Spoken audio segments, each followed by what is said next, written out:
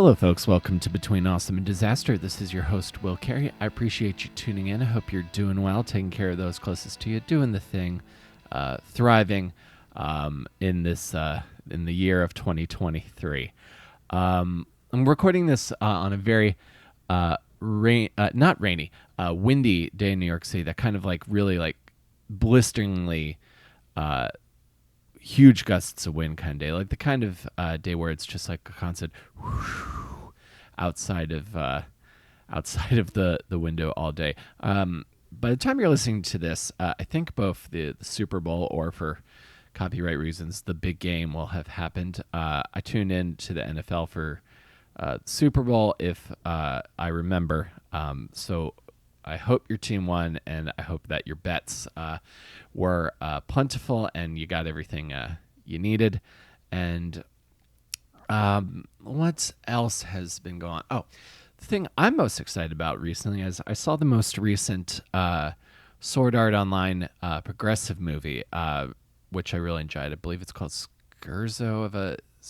No, the Starless Night might have been the first one, but regardless, I saw the most recent Sword Art Online progressive movie, which I really enjoyed because it is adapting the progressive series of books, which goes back and follows Kirito and Asuna as they go floor by floor before they are in a relationship.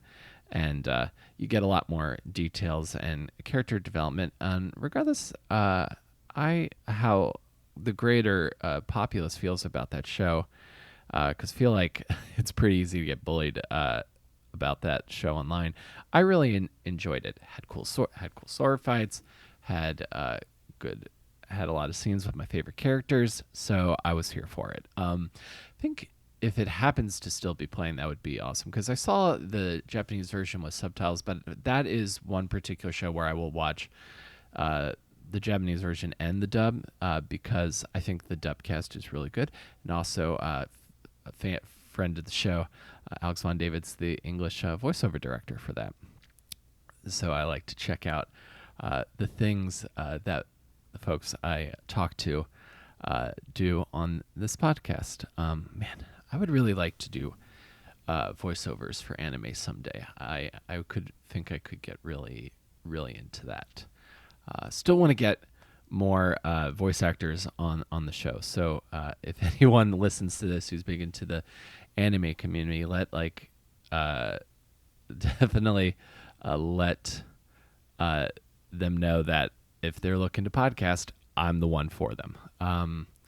And speaking of the show today, very Canada-themed run of guests the past couple weeks here. We talked to my friend Mackenzie last week, and this week we're talking to Luc Gaffwood. Luc is the lead singer of the band Calling All Captains, who are an excellent blend of pop punk and metalcore. I got introduced to them last summer because my band Bright Ugly got to be one of the local openers on Calling All Captains' most recent tour, which is for their album Slowly Getting Better, that just came out on Equal Vision Records. Calling All Captains had a Goalkeeper out with them, and I and my band was lucky enough to get to play their Brooklyn show in Sovereign, and I loved the set, and I got to chat with Luke briefly then, and I reached out to him, and this is one of those conversations that really, again, so much I could not have anticipated or planned for in this conversation, and it touches on everything that I like to do when I talk to people. As we talked practical stuff, I found out so much about how incredibly difficult and trying it is for Canadian bands to come down to tour the United States, which is...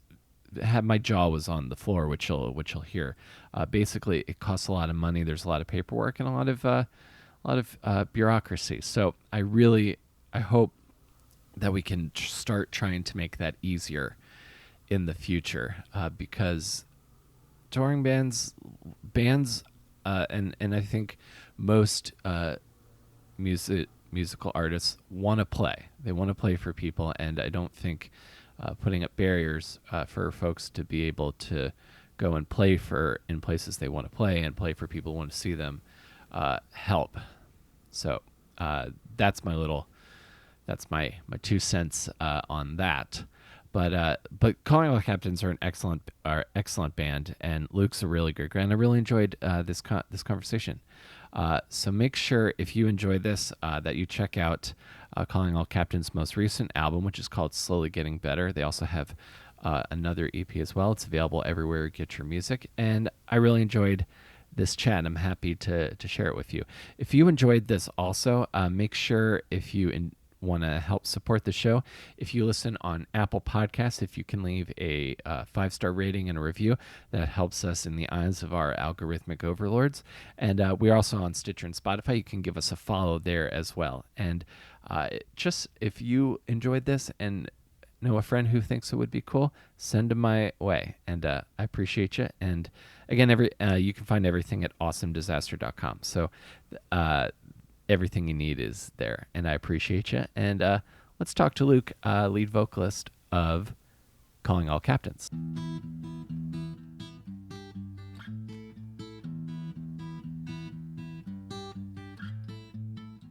All right, man. So I think it's been like, it was last summer when we opened for you guys in Brooklyn at Sovereign. How did you feel about that show? Because I thought you guys were great, but I know that was a really late night. Oh, the Sovereign. The Sovereign. Oh, that's that outside venue, isn't it? Yep. Oh, fuck, man. I gotta say that was pretty tough. I didn't understand how the sun had set, but it was still so hot. I know. Oh my. You know, that was probably one of the toughest obstacles kind of to overcome during that show, was simply just the heat.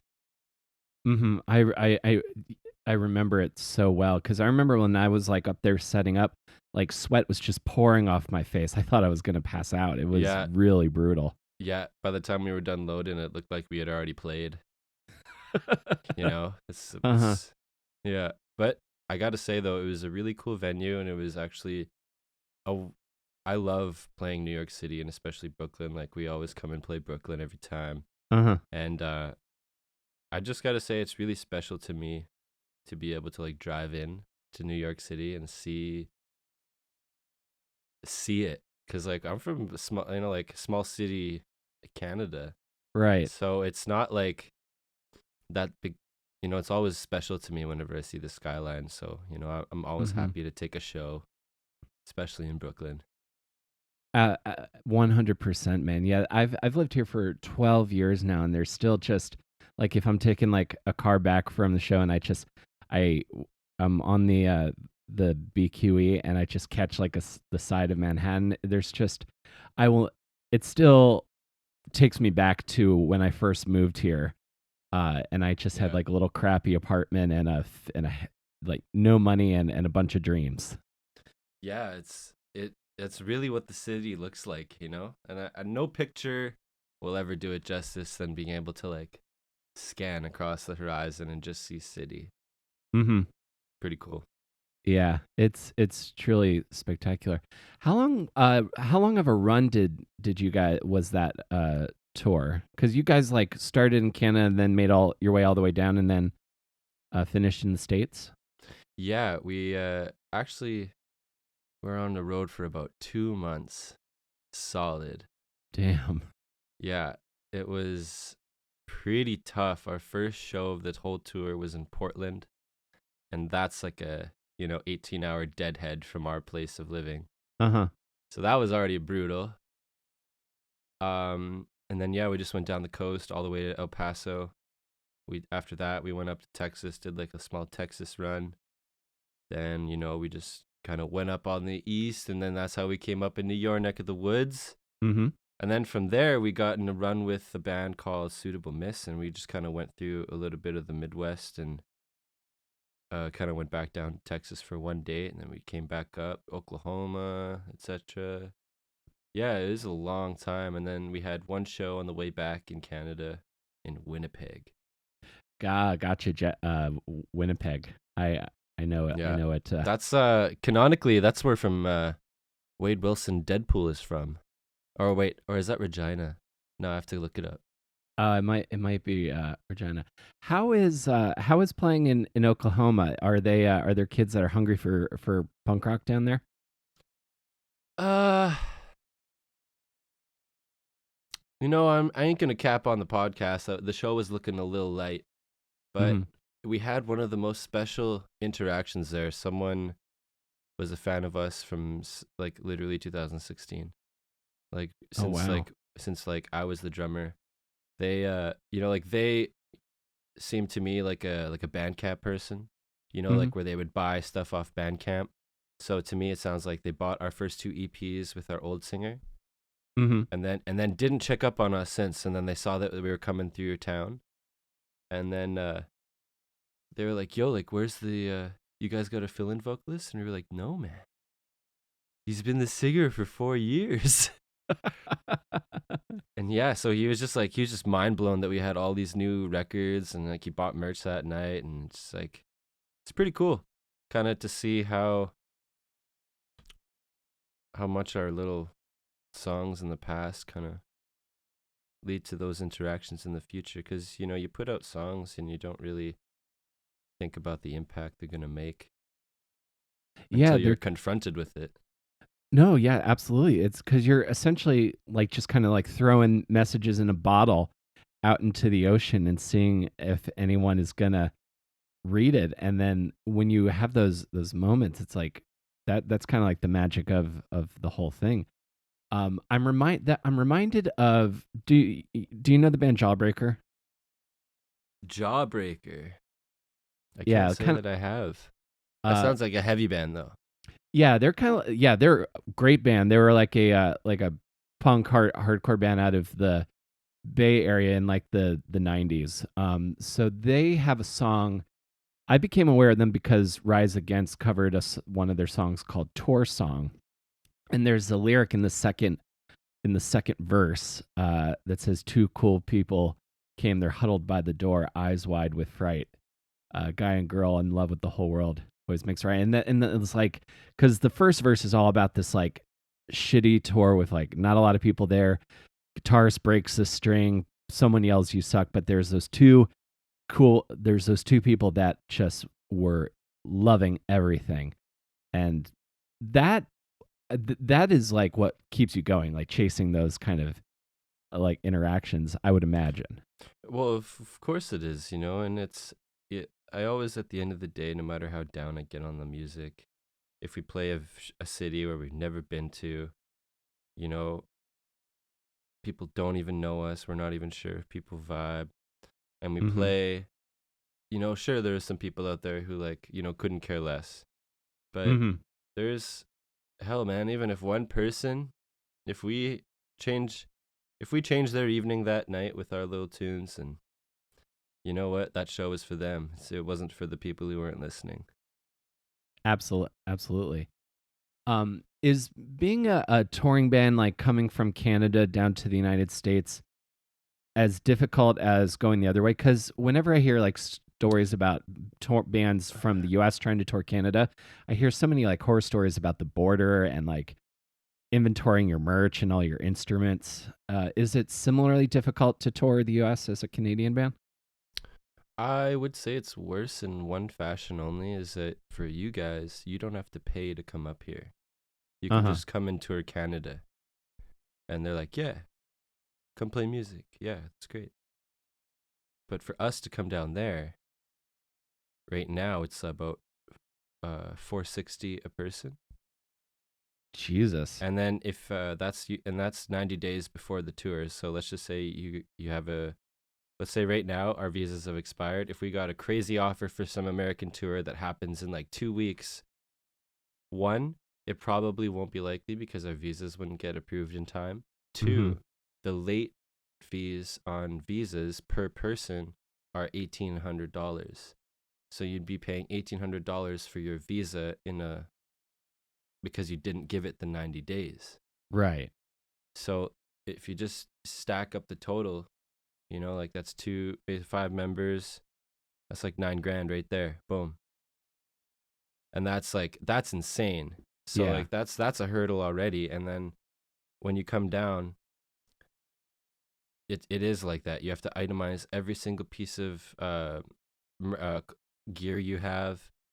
You need to have all of your cash completely down to the cent accounted for. You need to have all of your merch accounted for, your expected revenue for going in case they want you to pay taxes beforehand. So it just becomes a lot. And, like, I'm thankful for the people on our team that kind of guide us through the process of it all. Yeah. But if, like, I myself, formed a band and just wanted to be like, I want to tour America, not knowing any of this, I would get turned around at the border and cancel the tour. Just because I don't have my visas, they weren't done in time, or, like, there's lots of hurdles as a Canadian artist coming down to America that when you see Canadian bands come to America, they tend to do really long runs. Right. Just because you can get a visa for a year, and we do that, and then we just try and fill up as many American dates as we can for that year, because, if we don't use it, it's going to be a complete waste of money, because all of us are spending over $400 each just for the application. By the way, they can still deny you. They can still deny your application, and even if it's approved, they can still deny you at the border for X reason that the border agent chooses. That's insane. And if they're assholes, they can be like, okay, you miscounted your merch. You have 31 t-shirts instead of 30, or instead of 32. I'm turning you around. Try again tomorrow. Oh my God. And they will ban you from trying again for 24 hours. And like, you're just like, and you just have to, like, basically, you have to take like, it. You have to just take it and that's you have to try take it again. and you have to take it. Try again. Don't try and argue with the border guard, because that's the guy who's got to let you in. Oh man. Oh my God. I Yep. had no idea. I knew it was bad, but even with, like, I'd heard, like, Canada was actually, like, loosening up on American bands coming and making it a and little what's bit actually easier. crazier is you guys are tightening up. It's going higher. It's going to be $1,200 per person, just flat.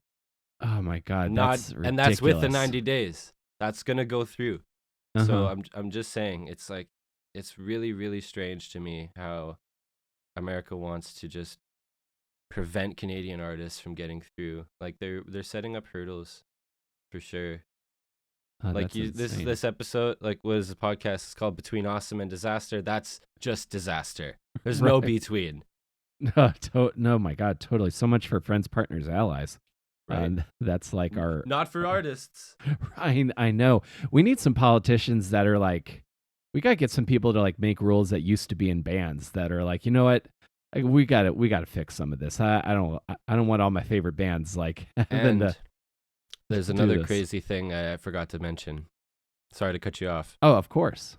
The kind of visas we get are called P2 visas, which is a performance visa. Right? Right. So we can technically only receive money for playing shows. We are not allowed to sell merch legally. The fact that we have merch coming down is that the only reason it's acceptable is that the venues are selling our merch. I'm doing air quotations. Right. That's the way around it. Well, I'm not saying that's the way around it. I technically didn't say that, but say what? Exactly. But you have to just kind of, I don't know. You have to work with the system that's in place, because, you'd be in America, if a random, like, ICE agent comes into the show, just for some reason happens to come over to the merch table and sees one of us selling merch at the merch table instead of the venue, they can arrest us and send us back home, because we're not a clothing store. We're not a traveling clothing store. We're banned. So at the end of the night, if the venue is selling the merch and receiving the money and they pay us, we're getting paid for the performance from the venue. So that's how that all works out. Oh man, that's fascinating and fucked up all at the same time. I had no idea it was that difficult. That just makes me like I always had respect for artists who tour and like really put in time, even more so to want to go through all of that stuff. So my hat's off to you, Luke. Where in Canada are you from? We're from Edmonton, Alberta, Canada. Okay, I know it. I'm familiar. You know the Edmonton Oilers? I do. Yes. Go Oilers! Absolutely. My guest last night I talked to is from Calgary, so same province. I know different cities, but I know the Flames, right? Yeah. Boo. We are actually the band to play the Battle of Alberta, which is what we call the hockey game that happens between Calgary Flames and the Edmonton Oilers. We were against each other in the playoffs. And that was our Battle of Alberta. And when it came to Edmonton, that was the first Battle of Alberta in the playoffs in like so many years, and we were the band that the Oilers company chose to play at the event. Oh, that's awesome! We played outside of the stadium to like thousands of people that were watching the game on like the big massive screen. It was so cool. Oh, that's so awesome! That's really cool to get to do that. Especially like as a I'm imagining you're a fan too, so I'm not really a fan of hockey. I just like the Oilers. Yeah, I just root for them, you know? It's like you know, we got that McDavid guy and he's really fast. I went and saw a game and you'd be surprised how fast he is in real life. Sure, he looks fast on the TV, but wow, in real life it's really a spectacle. That's that's how I found like hockey live just plays so much differently than hockey on TV. Yeah, you won't catch me catching a hockey game on TV. No. Okay, and what's and like what's kind of like the vibe in Edmonton? Is it kind of like a small town? I know Alberta is like cowboy country of Canada. Yeah, it's like pretty big. It's pretty big. Yeah. Like, you know, I think we just crossed over 1 million people in the city. Let me just fact check myself because you never know. Sometimes I really just do be talking. Edmonton population, almost. We're at 980,000 people. All right, so that's a pretty decent size. Absolutely. Yeah. Awesome. And so growing up there, I'm curious like how like music enters your life in a serious way. Were you like musically like inclined when you were a kid, or did that come later? Well, I guess I've always kind of been musically inclined in one way or another. I just loved making noise when I was a kid. I had like, you know, the fake drums that you could play, the fake guitars, and then my mom had a piano, like a baby grand piano in the house always when I was growing up, and my dad, he knew how to play it. So he would always play and sing in the piano, and then I would just sing along with him when he would sing kids songs like Frosty the Snowman, Twinkle Twinkle, Mary Had a Little Lamb, you know, all them songs. The classics. And then I was in daycare because both of my parents, they worked full time, so they couldn't pick me up after school. So I had to go to daycare till about 5:36. And in daycare, they did a really good job of kind of showcasing whatever talents the kids had, because they would have little pageants sometimes on Fridays, or like your Christmas concerts where all the kids in daycare, they would sing. And I would be one of the singers. I would just be in the back, little me, just singing along to Holy Night and other Christmas carols.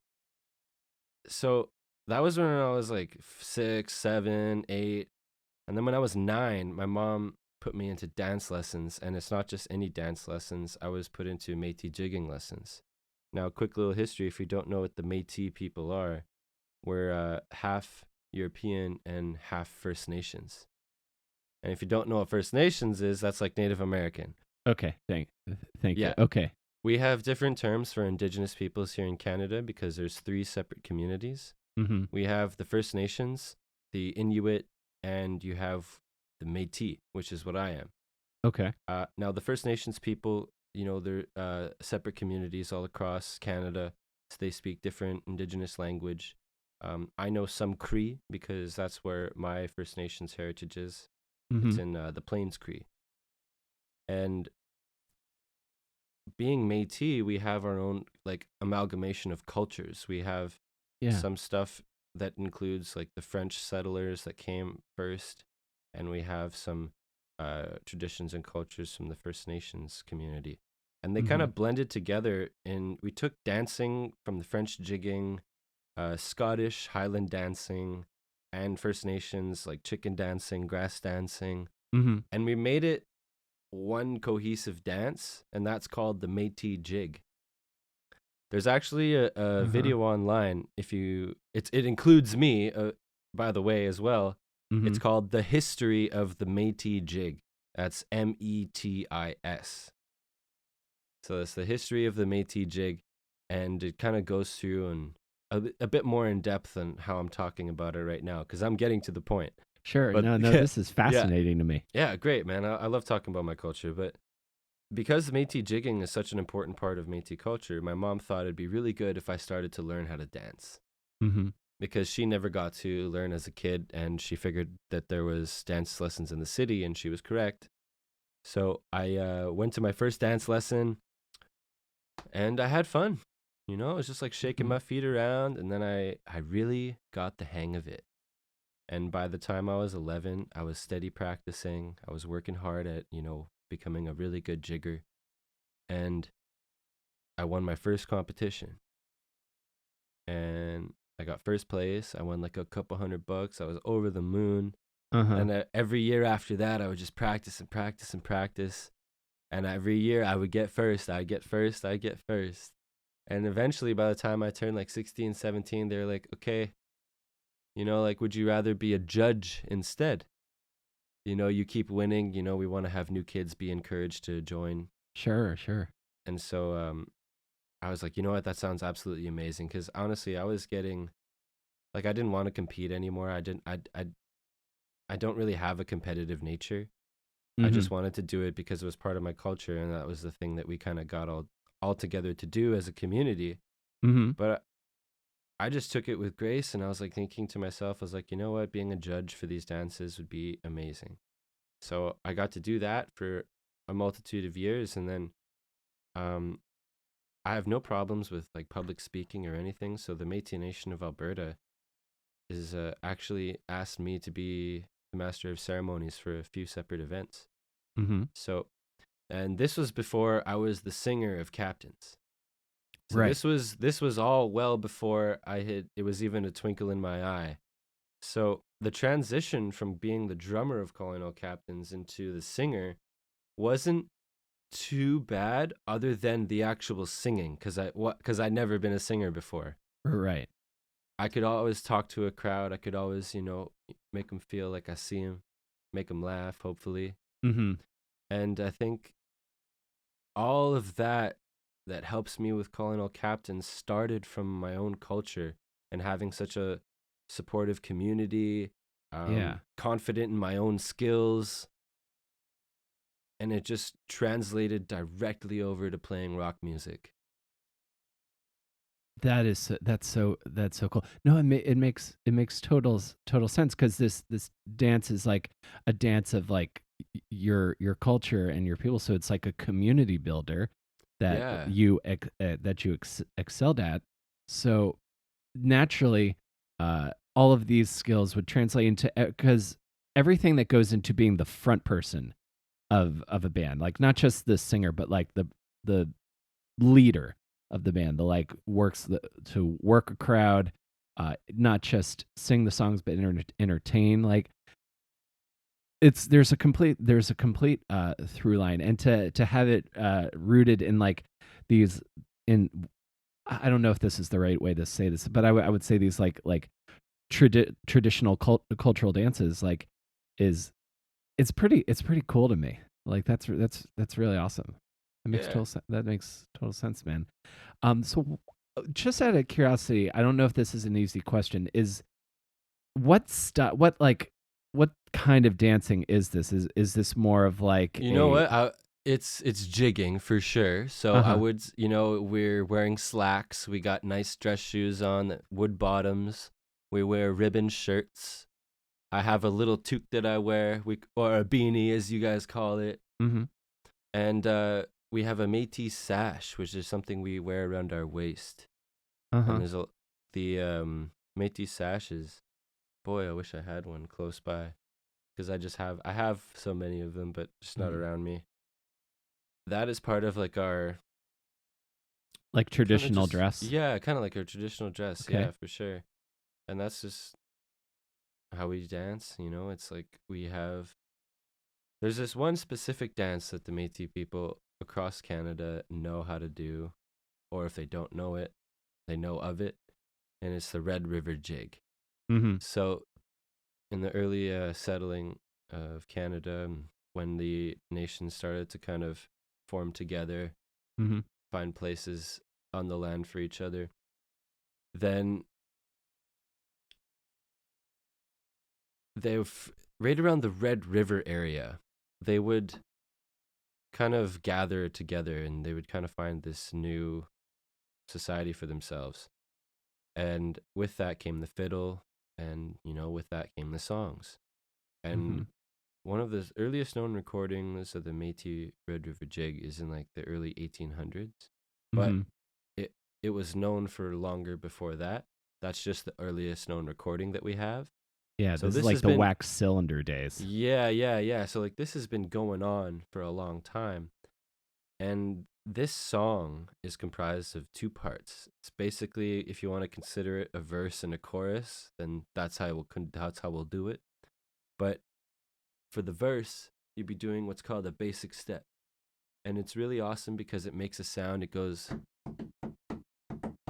Mm-hmm. right? And that Yeah. goes along perfectly with what the fiddle is playing. And then sometimes they have a guitar. And then there's a second part, which, you know, would be the chorus, Mm-hmm. is what we call the change. So you change the steps. There's 21 historical traditional changes, Mm-hmm. but, you know, people have gotten really creative over the years. Even I've made up a few steps of my own, but it's all different than the basic step. That's the whole idea of it. So, like, let's say the basic step is like, Da, da, da, da, da. and then you go into the change, and then that'd be like, it'd be different, just a little different, something so that it would just stay between the beats of the fiddle, and it would be unique to every different style of dancer. And there's no one right way to do the Red River Jig either. There's a general idea and the general rhythm. Yeah, and then you But, just kind of make it your own. Yeah, absolutely. Like, you know, if you go to, like, right now we're in like middle Alberta and Edmonton area, we have a totally different style than if you were to go to northern Alberta. Mm-hmm. You know, because they're a bit more remote up there. They Right. haven't, Yeah. you know, so it's kind of cool to see the different. And then if you go even, you know, more east, the people in Saskatchewan and Manitoba, they dance a little bit differently as well. And you can, when you go to these gatherings of Métis communities, when they all come together for dance competitions or showcases, you get to see all of the different styles of Métis jigging, and it's really fascinating. Yeah, that's got to be so fascinating. Like it's sort of like I keep thinking of like this. It's this almost like kind of like folk like tradition almost. Like I just imagine like like we do square dancing and stuff like that. Yeah, I guess that's a good way to put it. Imagine you're doing square dancing, but you're Irish jigging at the same time as French tap dancing. And also when you're by yourself, you do changes that resemble First Nations indigenous dancing as well. So it's all a big mixture. Yeah. After we're done this, I'm gonna send you a link to the history of the Métis jig, and you'll get to see Lukey boy in action. Yes, please do. I would love to see this. This is fascinating to me. And then and then as you're doing this, you're an accomplished award-winning Métis dancer. Like you start playing drums as well, because you said you were originally the drummer in Calling All I Caps. So was. when did you start playing drums? Okay, so before I was in captains, I just played music by myself, right? Uh-huh. When I was in high school, when I was 16-ish, I guess I was like 15-ish, I met this dude. His name was Connor Dawkins. He's the other. He sings in the band. He also plays guitar in the band as well. Mhm. Well, we got together because I dropped a pick in math class, and he was like, "Oh shit, you play guitar?" And I was like, "Yeah, man, I do."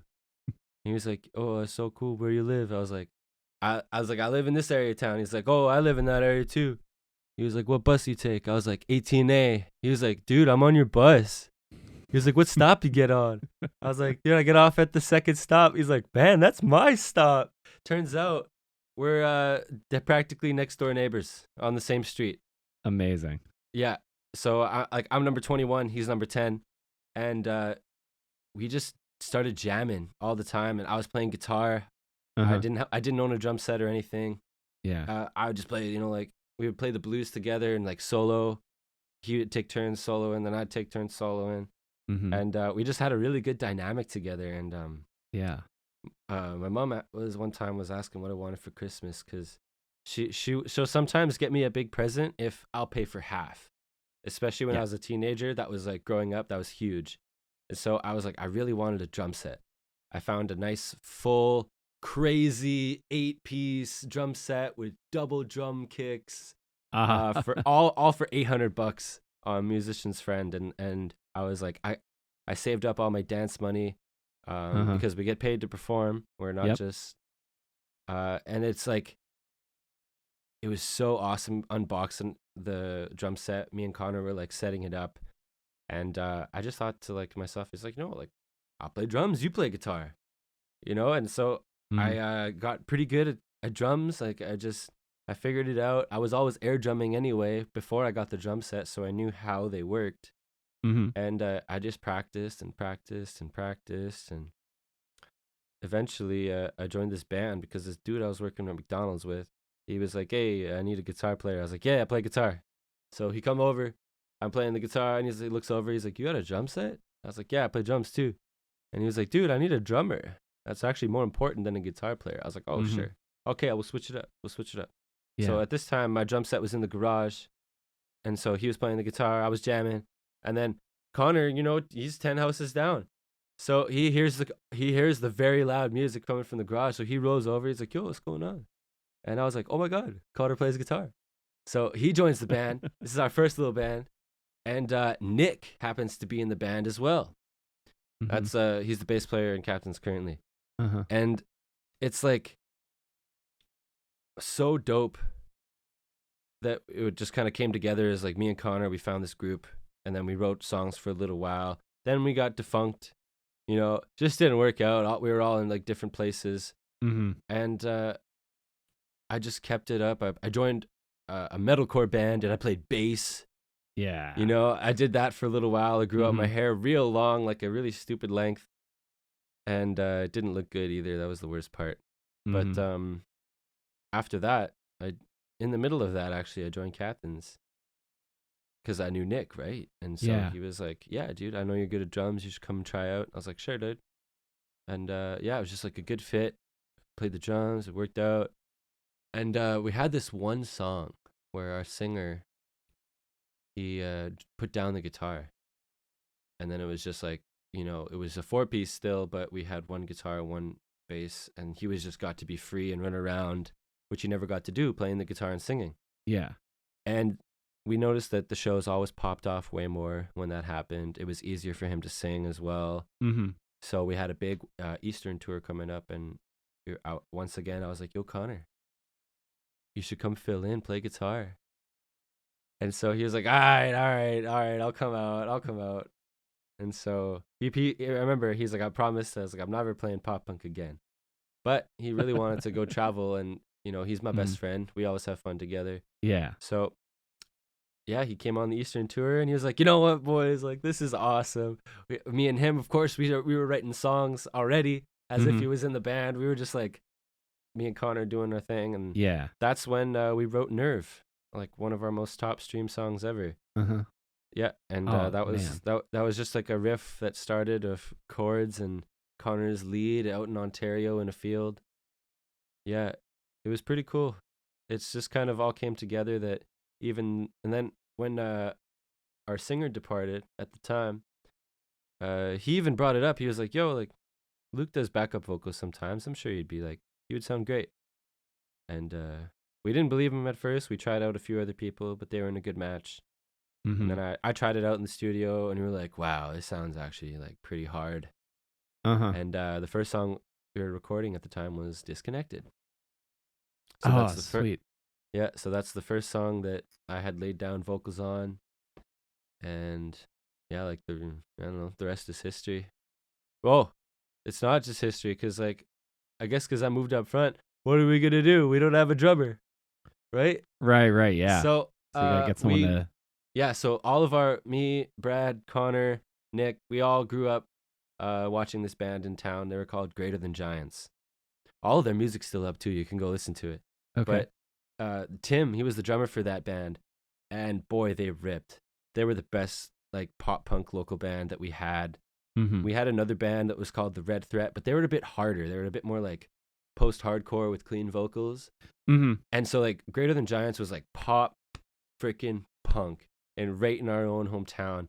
And Tim was the drummer. I idolized him because I was the drummer, right? I was like, I want to be just like Tim, blah, blah, blah. I was like trying to write stuff that would, if he listened to it, he would impress him a little bit. And I just like threw a shot in the dark. I was like, we had a Western tour coming up, and we were looking for a fill-in drummer because I was taking over vocals. Mm-hmm. And I was like, you know what? Let's ask Tim. Like, let's do it. What the worst he can say is no. So we asked him, and he was like, "Yeah, boys, like I'll come out, fill in." He's like, it was only a week and like a day or two, so he was like, "Yeah, boys, it'll be treated like a little vacation. I'll learn your songs. We'll have a good time." And then, well, the shows were pretty good. We played in Kamloops to like 100 people first night, Vancouver to like 120 the next night, and he was like, "Okay, boys." He's like, I will gladly lend my services." And so we brought it up to him. We were like, like just join the band, help us write these songs. And so we got together. We wrote Chasing Ghosts. Because Nothing Grows Here. Hey, speaking of, today is the 4-year anniversary of Nothing Grows Here. So those 5 songs have taken us so far. They've taken us all around America for that first little tour, but it was recorded in 2 separate chunks. Yeah. I played drums on Nothing Grows Here and Disconnected. Uh-huh. And then did Tim, you end up taking over the vocals at a certain point in the recording? No, it's all me for the Nothing Grows Here. I did the full vocals because the Disconnected was the first one I tried. Because I had recorded drums, the music was done, and we had the song previously done with Mike, and I just had to sing it and change a few little parts here and there. So I sang that in the studio, and then I wrote this other song with Connor called Nothing Grows Here, and at the time it was called Fingertips. Funny enough, doesn't relate to the song anyway. That was just the demo title. But those 2 had my drums on it. That was a completely different session. And then after the tour, we were like, okay, we had some label interest from Ecovision, and we were like, we got to put an EP together. So we had Tim help us write some songs. We wrote Out of My Head, Chasing Ghosts, and Fool's Gold. Now, Fool's Gold, it was like a fever dream to me. It was like in the middle of the night. I went into the studio. I just like went and busted out because like I'm lucky enough to be able to play every instrument. So I just like busted out this demo that chords never changed the whole time. The lines repeated a bunch, and I just wanted to get all my feelings out into a song. And I was like, you know what? Let's put it on the record. So it was originally going to be a 4-song record, but we made it 5. And then, Connor came into the song, made it better. We had, the other fellas put in their input, and then we had Tim put his drums over it, completely changed my little garage band drums. And it was perfect. It just all came together, and we had such a well-oiled machine for the record. And those 3 songs were placed strategically so that you would listen to Tim drumming, me drumming, and then Tim drumming, and then me drumming, and then Tim drumming. So you wouldn't really notice. Yeah. Oh, that EP flows so seamlessly, Oh, that's so dude. good. That's so good because It, they're like completely different sessions entirely. well, as a listener, I can't tell. And listening to you, I had no idea you were not the singer in this band the entire time because like I love like I've and I want to talk about the most recent album too, but like this EP like it hits that sort of like fast like melodic hard like it's not like quite like 90s melodic hardcore, but there's like a lot there. I would call it like that sound, but with like a lot more like feeling, like hard on you, like Yo, that's heart music to in the my ears, songs. baby. Dude, hell yeah. I grew up listening to Pennywise, Big Wig, Uh-huh. Anti-Flag, No Effects, like punk shit. Uh-huh. I was really into bands that just shredded the guitars, um, weren't afraid to be nasty with their vocals, but like still play like they're playing choruses, they're playing verses, they're doing Mhm. everything. It's totally just I was trying to write that. To be honest, I don't know. I guess subconsciously I was trying to write a record that my brother would like, because my brother Uh-huh. was always my inspiration. Like he put me on to all this music. He got me listening to heavy bands, got me into punk, not pop punk, by the way, just like punk. Mhm. Because I got myself into pop punk when I heard a Blink-182 song and Clock Stoppers. Oh, That's a what song was it in was I it remember was that movie. it was the big one, All the Small Things. Ah, yeah, Yeah, of course. I was yeah. gonna ask you like what your what pop punk is to you because I for me it's that like early 2000s Blink, Newfound Glory, some 41, another great Canadian band. I discovered Gob later Yeah, on. Gob is real. Yeah. Phoenix TX, like all those like drive through records bands, Starting Line, Alistair. That Another was great like Canadian band is called Treble Charger. Treble Charger. Oh, I'm gonna check that Yeah, out. they're a bit of an old school band, but boy, that they were right alongside all those ones. They were just only they were taking off in Canada at the same time. Gotcha. Very very cool. Because I remember like being in high school and just becoming obsessed with music. So I'd rotate between like MTV, MTV2, and Much Music. So that's how I Same. found out about like Gob and the Matthew Good Band and Our Lady Peace. Uh, Yeah, all of those bands. yeah. Like I remember growing up on Much. We had bands like Ill Scarlet. That's a really cool band, by the way. My Uh-huh. brother said it's like a mixture between Sublime and No Effects, and I was like, "You're so dead on, brother." Oh, Uh, nice. yeah, they're called Ill Scarlet. They have a music video for a song called Nothing Special. I recommend that one. That one's tight. Very cool. We had a band called Faber Drive as well, and Mariana's Trench was becoming big at that time too. Have I they remember taken off them. in America yet? Um, Because they're everywhere on the radio up here. I mean, I haven't heard them too much recently, but I remember them well because I was dating this girl for a little while before I met my wife, who was really into them. That "Cross Your Heart and Hope to Die" song. Oh yeah. That's an Picture nice. earworm. Yeah, yeah. Okay, yeah. I love that band too. I saw them. You know what's cool? Here's a full circle moment. Growing up, I went and saw Mariners Trench play at our like big festival that comes through town. It's called K Days, Uh huh. and that's where they always get big bands to come through and play. And I went and saw Mariners Trench, and I saw them front row, and I was like, "Wow, I want to do this one day." Well, however many years later, K Days asked us to open up for the Offspring. So I was Dude, on that very same stage playing songs, and it just felt unbelievable, man. Looking that's back so on it now, cool. I didn't realize like I totally grew up watching on that stage and like getting to play it to like Mm-hmm. literally, I'm not even kidding you, like 6,000 people. It was nuts. For our music video for Out of My Head, you can watch like all the footage we have from that day. It's a Mm-hmm. massive crowd. Dude, that's Biggest one so we'll sick. ever have, I'm sure. There's some there. I imagine there can be some festivals for you guys in the future because you guys like and like the songs are so good, dude. Like the feeling is so uh the feeling is so like right there. Like it just kind of like an arrow, just like and sticks in you. And I remember just being because like I've when like my band gets asked to open stuff, I'm just like, okay, I'll play, because we're at the point where I'll play with whoever. Mhm. And so I was just like, and I of course knew the guys in goalkeeper, and so when you guys started playing, I was like, fuck, this is really good. I have a couple other songs from the new record that I wanna ask you about, Dude, I will but tell you anything about any of the lyrics. I love to talk about these songs. this is great because I love like talking about songwriting and like this creative like process stuff. But it's so cool to me that like you guys just kind of all kind of came together seemingly like very organically, and then just kind of like, oh, do you want to go do shows? They're like, oh, sure. It's I love this story, man. It's like as it's a story of everything, like everything just like aligning so perfectly. You know what? We actually, here's another little plug on our YouTube channel. We have a documentary called Made for This, and it really dives deep into all of our stories of music and how coming into Captains came into our lives.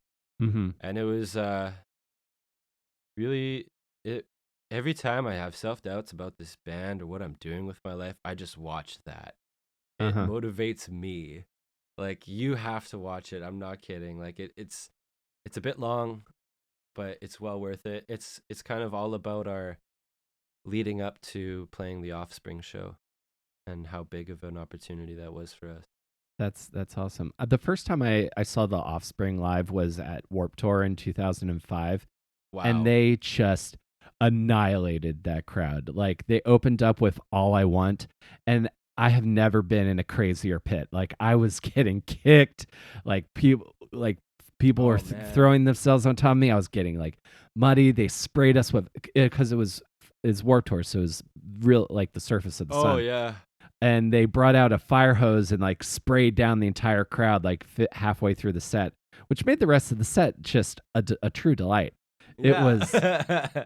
it was one of the like craziest punk rock sets I've ever seen. So that's so cool you got to play with them, and to have that moment, like 6,000 people. That's got like, I would imagine like, because like if you've ever seen like the Woodstock movie or any or like anything like that, to just to have like an experience like that, like that's stuff that like when you're like 80 and just kind of like just kind of like sitting in a rocking chair, it's just like, oh, I held a crowd in my hand, dude. Yeah, that was nuts. Like, there was more people in that crowd than in Tim's hometown. More people in my hometown too. I'm from a really small part of the states. That's amazing, dude. And Yeah. how did so you do this one EP, and then how does Equal Vision come into the picture? We had Disconnected and Nothing Grows Here, and a manager who knew somebody.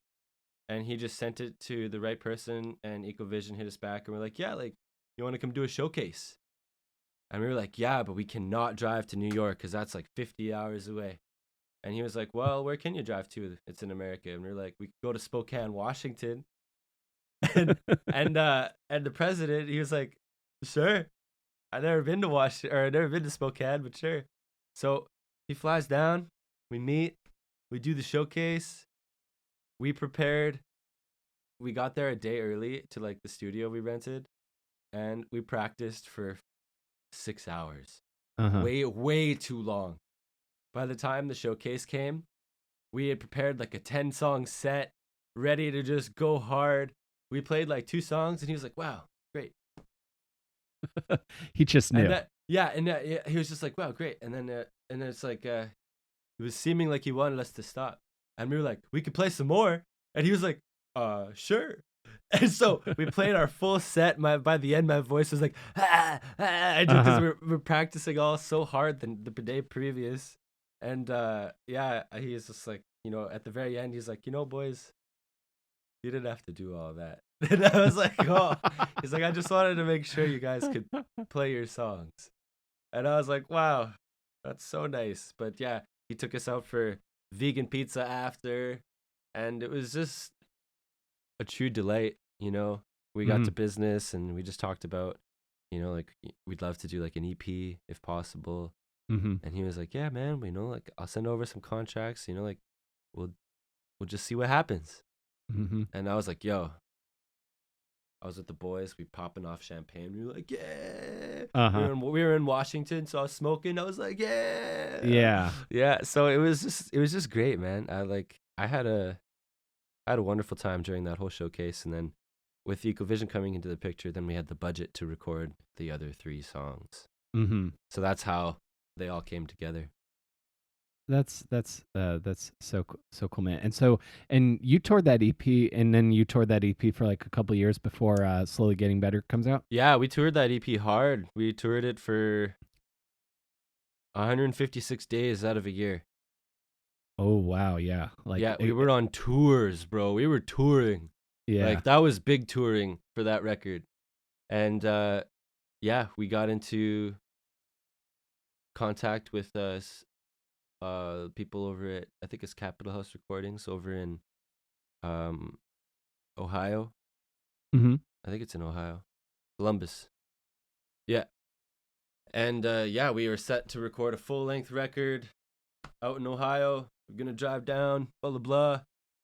Then COVID happened, and we were like, "Oh, we got to stay in." Excuse me. He was like, "We got to stay in town." So we went with the same guy who recorded Nothing Grows Here. We were like, "All right, bro, down to business. Here we go, record time." And we just busted out a record here. We sat on it for a while. We wanted to get a Canadian label involved because at the time we were unsigned in Canada because Ecovision allowed us to retain those rights. And we got into contact with New Damage Records to release Slowly Getting Better in Canada. And then we were there was some stuff happened between, like, the mix of the record that they wanted to, potentially get a different mix if possible.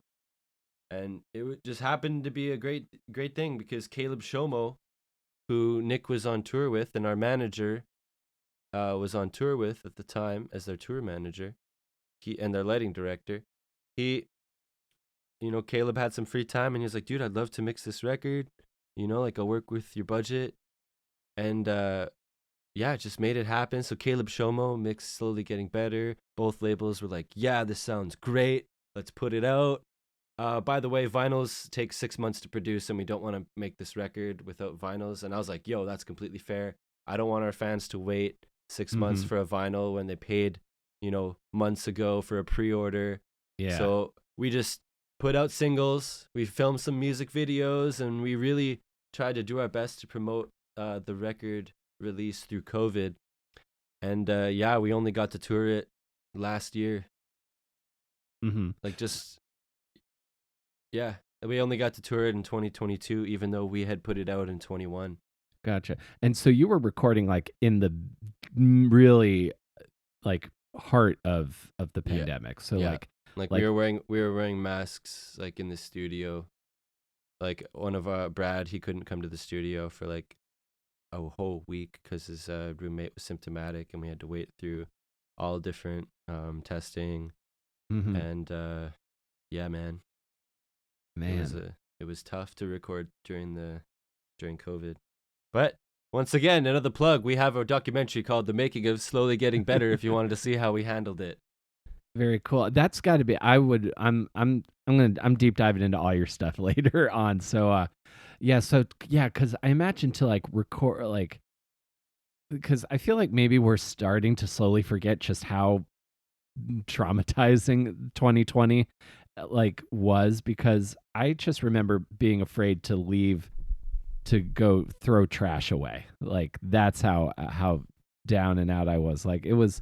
So to like record a record under those circumstances, it's like my hat's off to you. And then to do like such heavy touring, again, making the most out of those visas, boys. Yeah, that's we had to. We're not gonna pay the price and not do it twice. Hey. Yeah, absolutely. And so when like you're playing it, so when we play with you guys, you're just now getting to tour for your album. Yeah, man. Like just now, we're booking Canada dates to tour this record. That's wild. Well, people are. I hope those shows go off because I really liked this album, dude. And a couple of the songs I would love to ask you about, kind of like the writing process, because one of the things I'm trying to improve on is is lyrics and such. My One of my favorite songs on the record is and I really want to make sure I don't I guess right. Steady Pensive. I love that song, dude. I was hoping Steady Pensive. I was hoping you could kind of I was hoping you could kind of take me through the creation of that song. You know, the creation of that song is a wild one. That came to be in the same fashion as Fool's Gold. Mm-hmm. So it was like a fever dream. Like one night I got up, I was like, oh, I got a song idea. Uh-huh. I decided like, you know, like these chords rock. And so, you know, if you can listen to the song, the chords really don't change. Uh-huh. My version of the song, when it was just a demo, the chords never changed. Connor came in and, you know, spiced up the verses and made sure they're a little bit more interesting, give it a bit more a flavor. Yeah. And Steady Pensive as a song, you know, it's like, I don't even know where the lyrics came from, man. It's like every time, like, what is it? It's over now. You know, yeah, man. I was just writing. It's like a little freestyle almost. I was just like, whatever comes to mind, whatever fits the next part, whatever I'm feeling, that's what's going to go down. And I just lay down all my vocals, and then, you know, Connor comes in. Because, like, me and Connor, we're like a pair. We always write together. And, you know, he just makes sense of my words here and there. Mm-hmm. Like, Steady Pensive, that just came about because, like, I'm also, like, a solo artist, and I got, like, a hip-hop project, goes by the name of Gaffwood. And, you know, it's just, like, I say things a little differently. You know, it's just, like, I'm talking with my friends, I'd be like, man, I've been steady thinking about this stuff. Uh-huh. And then I looked up pensive. I heard that I read that in like a show I was watching, and I was like, pensive. I was like, I looked it up, and I was like, bro, I'd be steady pensive. And so I just like do that in the song. I was like, man, you know, so like that pre-chorus, it's like, dun, dun, dun. How does it go? Fuck, I haven't heard. So you'll literally just like essentially just free write, like just bro, literally just you have this bedrock of the chord progression, then you'll just like go into it and see what words happen. Yeah, man, you know, and I'm really lucky once again to just be able to write all edges of the music, you know, like I can write simple drums, I can write simple bass, I can write guitars, I can write some vocals. Mm-hmm. And that allows me to just like, if I can hear it in my head, I can put it on the computer. And if I can put it on the computer, I can show the fellas. Mm-hmm. And if I can show the fellas, then we can play the final version of the song, whatever it may be. So it's a process. Absolutely, man. I imagine because like if you rap too, like that's also a skill that comes in handy there. So I imagine there's a sort of like symbiotic relationship. It comes in very, very handy because our song Friends and Family started out as a Gaffwood song. Uh-huh. You know, producer Splash Gang has a production credit on that song because I rapped on a Splash Gang beat on my Gaffwood song. And the guitars that he recorded, we kind of interpreted into Friends and Family. Yeah. And I'm pretty sure you can still buy that beat somewhere. Like, it's, so like we just, so like I had this hook, you know, tell me why I'm feeling lonely. And like that whole beginning phrase of the song was how I started my Gaffwood song. And I was just showing Connor my tunes one day. And he was like, dude, like, I like this. Because, you know, he's not a hip hop guy. So if he likes something, there's usually like something more to it than, and so I just like, no, he just like, he was like, you know, pull up the session, you know, like, let's see what happens. You know, like, let's learn the guitars. And I was like, yeah, and so we turned it into a full-on Calling All Captains song, and I deleted it off my SoundCloud so nobody can hear the original demo that I had. But it turned out into such a powerful bookend for the record. Yeah. You know, like it was really kind of, you know, we do have lots of support systems, but it's very funny how sometimes your friends and family will backhandedly support you in a way. You know, it's not intentionally either. And that's possibly the worst part, is that, you know, like your mother, you know, be like, oh, you know, it's so good. You know, my son plays all these songs. He goes on tour, you know, but when she's talking to other people, but when she's in private with you, you know, she's going to be like, you know, when you're going to get a job, when you're going to go to school, when you're going to try and like figure something out. So that's kind of like a bit of a cognitive dissonance with like the people who are so really closest to you. Yeah. And, you know, everybody just wants the best for you. It's not like they say this with an ill intent. It's just people see the struggle that, you know, a DIY musician still kind of goes through. Even us, we're on a label. If we don't have a booking agent, the label can't just pull one out of their ass. We have to put in work to find one and get accepted by one. Right. Have good numbers. So half of these shows we do, you know, we booking ourselves. And it's just really on the grind, you know, like we were lucky enough to not pay out of pocket for merch. With the merch we sell, buys merch that we can, you know, sell again. Yep. It's just like a never ending cycle.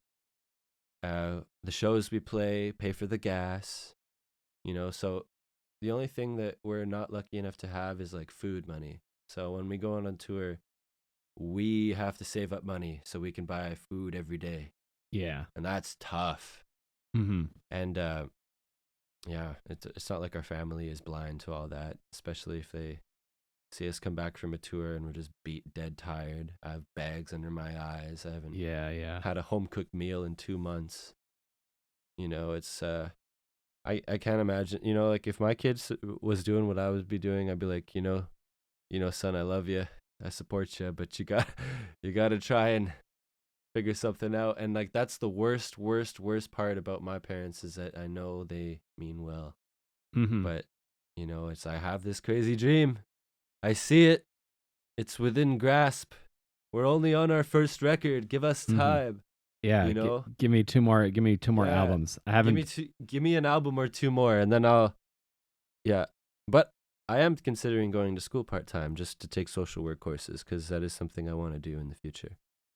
Oh, dude, you can absolutely do that. Like Right now, sorry to cut you off again, but right now, actually, I work for Métis Child and Family Services right now. But I'm not a social worker, but I work in finance. So I just like work the invoicing a little bit here and there. But I would really like to get on the other side and really get on the front lines and work with like the Métis and Indigenous community, because despite having, you know, less than 10% of population in Canada, there's an overwhelming like 60-some% of Indigenous kids in care.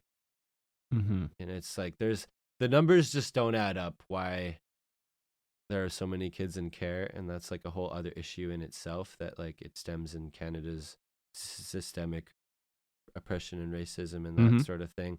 But I won't get into that today. I just think with I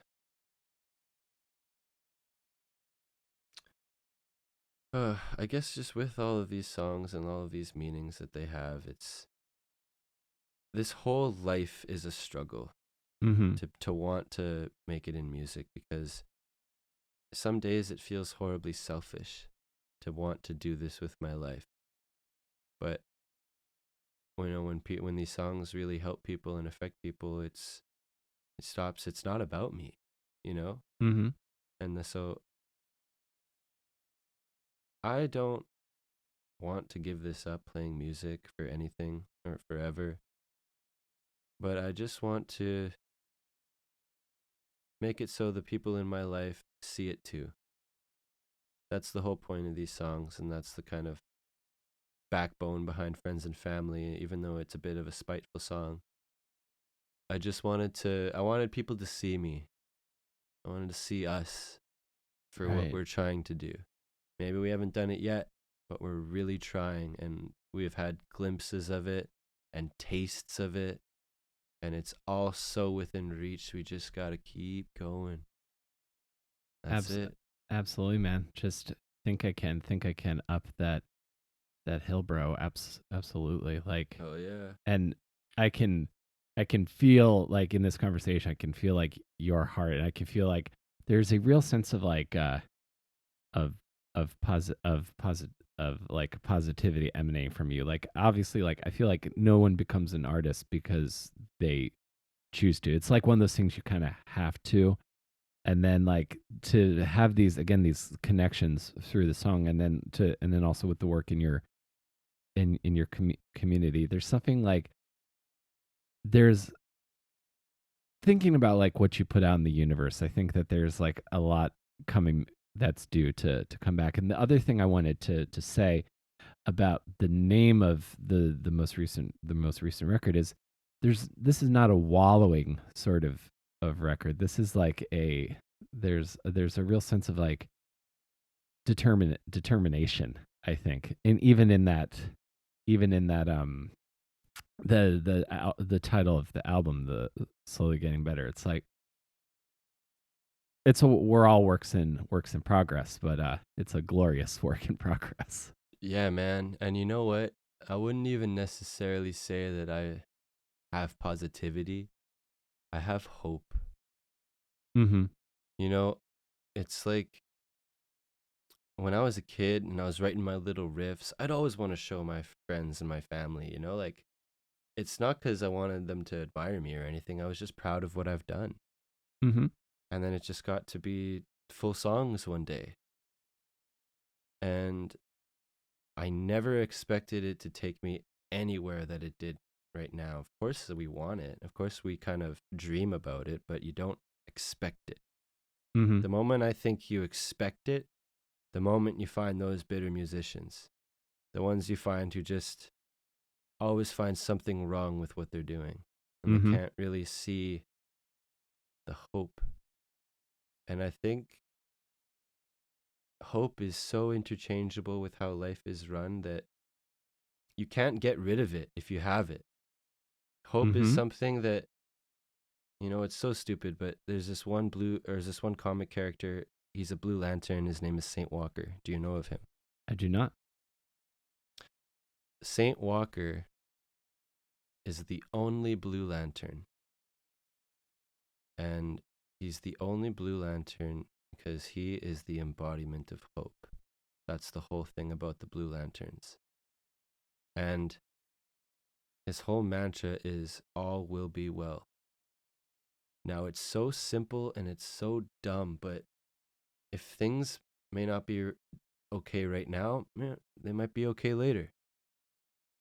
And I was even watching this like YouTube short where it's like, have you heard of the good news, bad news story? Mm-hmm. Have you heard that?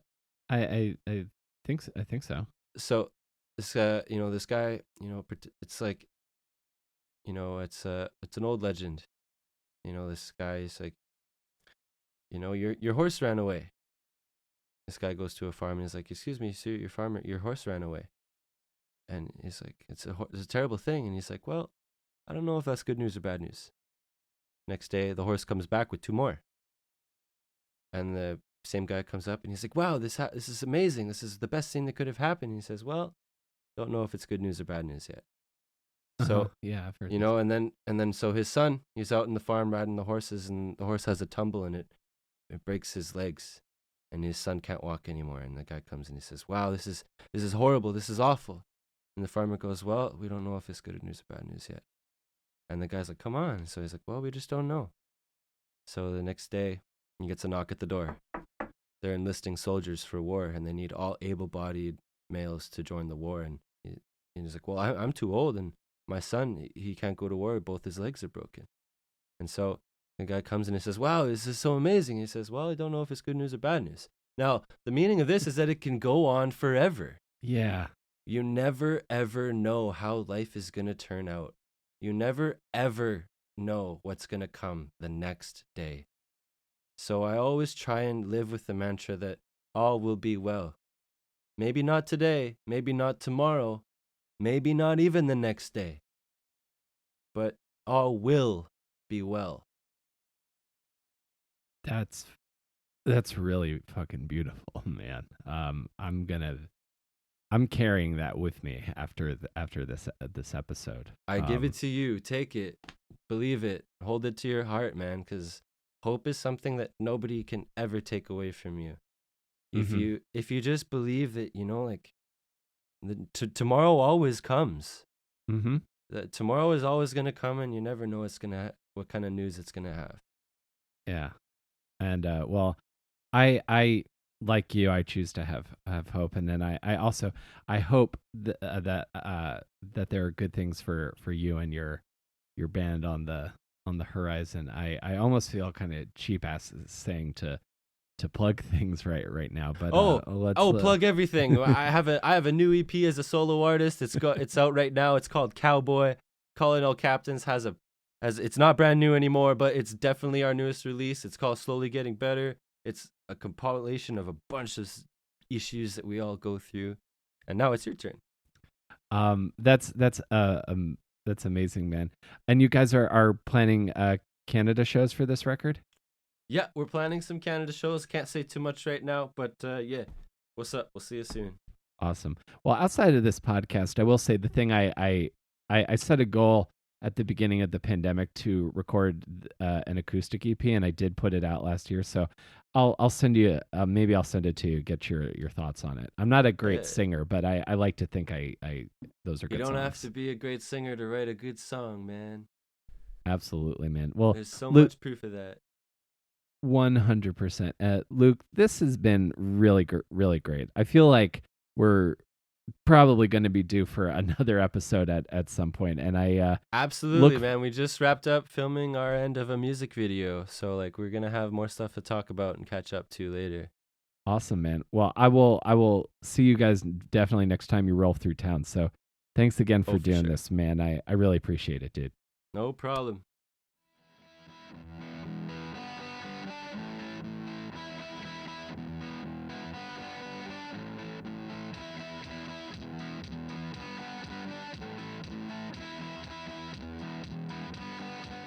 I'm going to carry the content of that conversation with me going forward, because I think there's a lot of positive reinforcement and positive thinking to be gleaned, especially in terms of anyone pursuing any kind of career of like either in the arts or entrepreneurship.